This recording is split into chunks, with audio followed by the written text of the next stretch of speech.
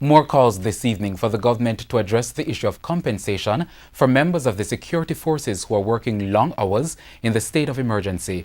Chairman of the Police Federation, Corporal Arlene McBean, says police personnel are working overtime and are not being properly compensated. We have more in this report.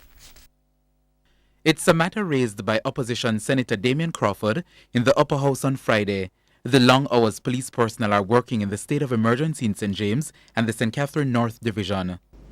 You have police men and women who in 2008 to 2010 agreed to a 40-hour work week, 8 hours a day for 5 days. Now working 16 hours a day for 6 days. And there is no preparation, consideration for any remuneration. The Police Federation Chairman, Corporal Arlene McBean, says members of the JCF are only being paid overtime for 10 additional hours, despite working more than 50 hours per week. She says this is based on the added hours policy, which is meant to be a temporary measure.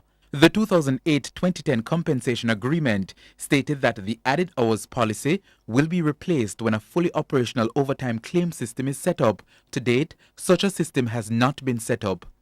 So yes, in the enhanced security operational procedure right now, you find that police officers are working beyond 50 hours, beyond 60 hours, and there is no claimable system of overtime established for them.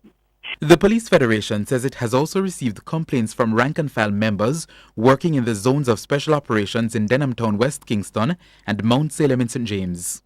Our police officers have complained that they have been promised a stipend from the whole establishment of the zone of special operation concept, and their names have been taken, their TRN, their NIS numbers, over and over and over.